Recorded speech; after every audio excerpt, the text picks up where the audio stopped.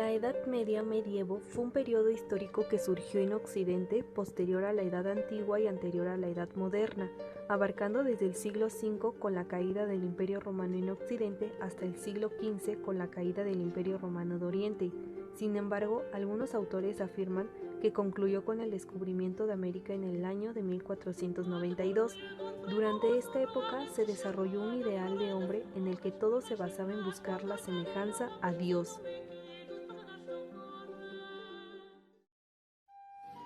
La Edad Media se divide en dos momentos: la Alta Edad Media, la cual abarca desde el siglo V al XI, caracterizada por una sociedad rural en la que el sistema político era el feudalismo. Implicaba un rey, el señor feudal, que tenía el poder absoluto del territorio. Vivía en enormes castillos de piedra y contaba con vasallos que lo atendían y servían a cambio de que él los protegiera y les diera techo y comida. Según la Iglesia Católica, los reyes obtenían su poder por mandato divino. Asimismo, su economía se basaba en la agricultura y cría de animales. Cada familia vivía en pequeñas comunidades llamadas aldeas, y los aldeanos trabajaban la tierra para su propia alimentación y para pagar el tributo al señor feudal. La mayoría de la población eran campesinos o soldados, por tanto, la principal fuente de trabajo era la servidumbre. Durante esta época se vivieron largos periodos de guerra, pues los señores feudales se disputaban constantemente los dominios territoriales. Por otra parte, la cultura estaba muy influenciada por la Iglesia Católica, la cual imponía su doctrina de forma categórica y rigiéndose por las Sagradas Escrituras. En esta época está la Santa Inquisición, que quemaba vivos a quienes desobedecían los mandatos de la Iglesia.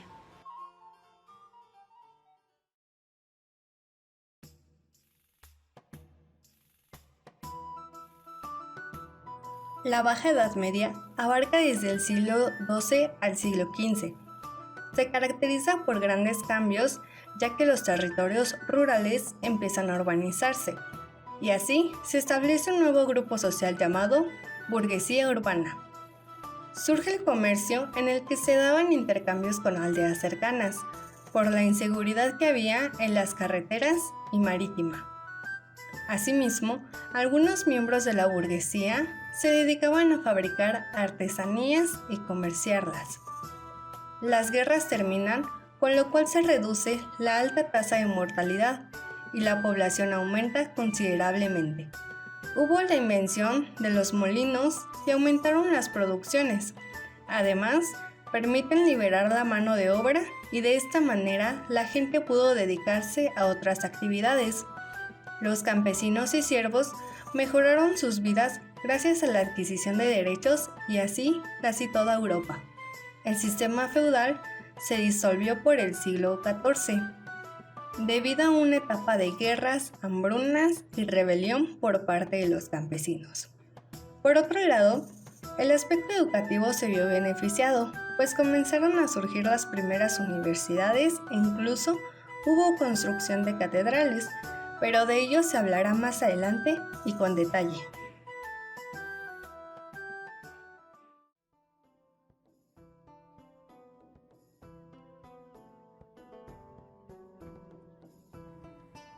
Durante la Edad Media se tenía una sociedad estamental basada en el teocentrismo, y las personas con mayor poder eran las pertenecientes al clero. Los principales grupos sociales eran el rey, quien se encuentra por encima de todos los estamentos y es quien tiene el poder. Le siguen la nobleza, el grupo social dominante con mayor privilegios. El clero, que eran oradores, se encargaban de extender la doctrina cristiana. La burguesía apareció con el desarrollo del comercio y las comunicaciones, y en el último estamento se encontraban los campesinos, quienes carecían de privilegios y trabajaban las tierras de los nobles. Eran la clase social más baja. El 90% de la población vivía en el campo, centro de toda actividad y vida diaria para los habitantes de aquella época.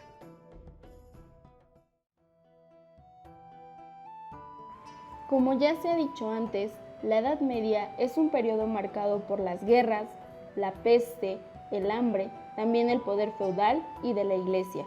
Sin embargo, es importante rescatar el papel de la mujer dentro de la sociedad del medievo.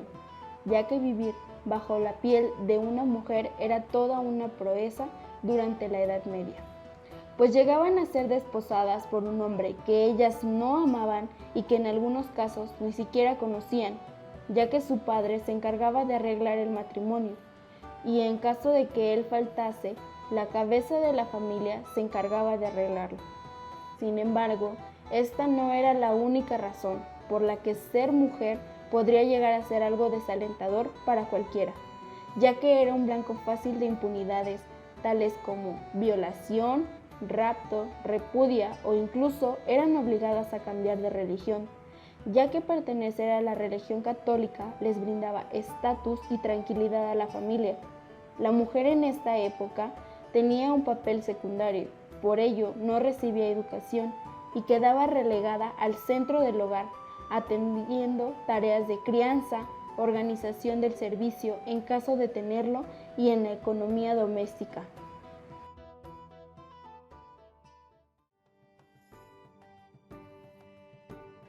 Por otra parte, el acceso a la educación para las clases bajas fue mucho más complicado, con especial relevancia en las zonas rurales donde la Iglesia tenía un peso fundamental lleno de dogmatismo. En lo que se refiere a la mujer campesina, menos suerte corría, pues era sin lugar a dudas la que más duras condiciones de vida soportó. Era la encargada de las tareas domésticas, de la educación de los hijos, del ganado y del huerto. Si ésta residía en la ciudad, además de ocuparse de su familia y la casa, debía hacerlo del negocio familiar o ayudar a su marido. También existieron las mujeres anormales, las cuales fueron sentenciadas injustamente por ser brujas o cometer herejía. Las mujeres que presentaban conocimientos más adelantados que los de algunos hombres, aún sin haber recibido algún tipo de educación, eran consideradas una amenaza. A las nobles se les mostraba cómo dirigir al servicio, así como buenos modales y el saber estar. Las jóvenes y bien educadas sabían recitar o cantar poesía, líricas y épicas, con acompañamiento de la cítara o el arpa. Asimismo, era instruida, pues no debía limitarse a ser hábil en las primorosas labores de mano. Mientras tanto, las monjas eran las más afortunadas entre todas las mujeres, ya que podían llegar incluso a conocer el latín y el griego, y por tanto a leer y escribir. Sin embargo, a la mujer se le consideraba como seres inferiores de menor inteligencia y menos capaces.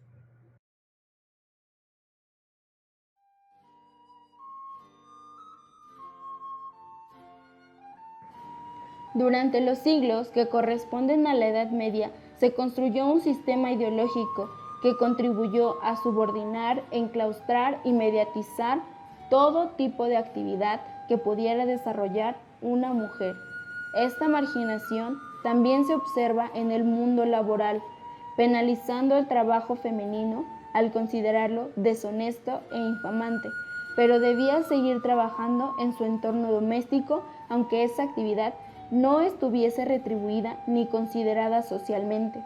Así pues, en el siglo XVI español, la mujer tenía la presencia y consideración de un árbol, cuya función fuera dar frutos al servicio de su propietario. No permitieron que fuera nada más, y para ello editaron manuales de la perfecta doncella, la perfecta casada, la perfecta viuda y la perfecta monja. Con estas limitaciones se buscaba anular todo tipo de atisbo de independencia y asfixiar cualquier iniciativa personal que intentase liberar a la mujer de esta dominación. La mayor parte de los autores tuvieron amadas a las que solo concedieron la igualdad en el plano sentimental, considerando que en el resto de los casos debían quedar subordinadas, de manera que las mujeres se nos presentan como divinas o demoníacas, pero nunca iguales a los hombres. Sin embargo, y a pesar de todos los obstáculos, hubo mujeres que durante estos siglos denunciaron la profunda hipocresía de la sociedad que idealizaba, edificaba y marginaba a un sector bastante importante de la sociedad. No obstante, algunas profesiones medievales que se creían exclusivamente masculinas las realizaban también mujeres y varias nos aportaron su conocimiento, ideología o escritos. Tal es el caso de Santa Clara de Asís, que nació en Italia en 1194. Fue seguidora fiel de San Francisco de Asís, aunque tiempo después se enfrentó a su mentor y fundó el primer convento femenino con una regla propia que no estaba a la sombra de ningún monasterio masculino. En el primer convento de las Clarisas no existía ni la jerarquía ni la riqueza, y la misma Clara predicó con su ejemplo. Dormía en el suelo frío, daba las mejores prendas a sus compañeras y no aceptaba donaciones. Clara fue la primera y única mujer en escribir una regla de vida religiosa para mujeres. En su contenido y en su estructura se alejaba de las tradicionales reglas monásticas. Sus restos mortales descansan en la cripta de la Basílica de Santa Clara de Asís. Otro ejemplo es la mujer llamada Errada de Landsberg.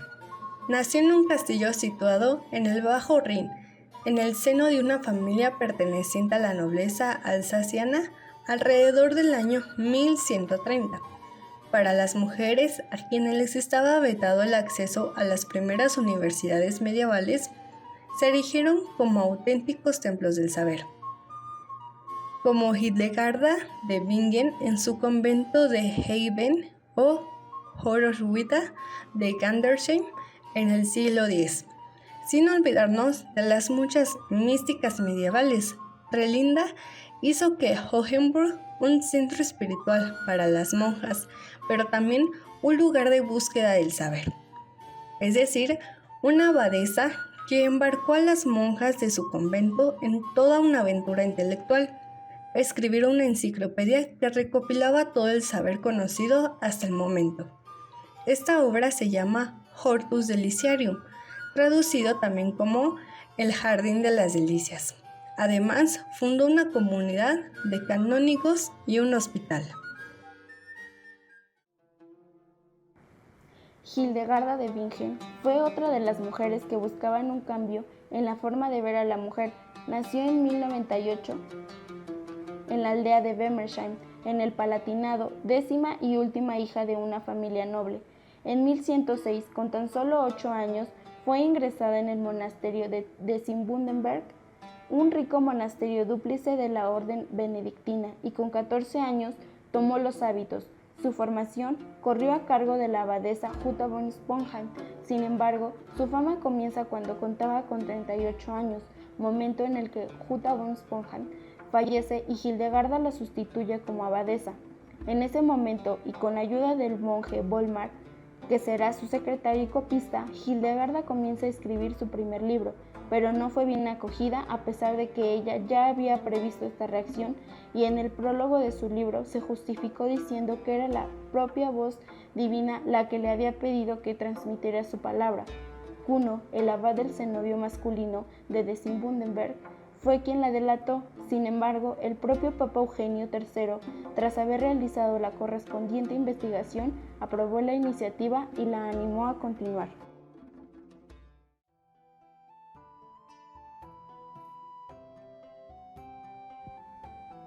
La educación en la Alta Edad Media se caracterizó porque la única autoridad política en el Imperio de Occidente era la Iglesia. En esta época era necesario educar a las personas desde niños. Asimismo, se caracterizó por la desaparición gradual de la escuela clásica y la formación gradual de la escuela cristiana en sus dos corrientes, episcopal y cenobítica. La monástica o cenobitas es aquella que se desarrolla en el campo, se da liturgia y penitencia, y es una escuela externa donde el monje aprende a leer, y la episcopal o catedralicia era aquella que iba de la mano con la cátedra del obispo, destinada a aquellos que buscaban iniciarse en el sacerdocio. Durante esos siglos no se permitía el ingreso al sacerdocio a aquellas personas que presentaban algún defecto físico o bien que fueran ignorantes. La educación se instruía por medio de sacerdotes y las clases eran realizadas en las parroquias. Todos debían ser instruidos a través de un proceso institucionalizado del cual era responsable la Iglesia, estando abierto para cualquiera el acceso a la escuela siempre y cuando quisieran pertenecer al grupo del clero.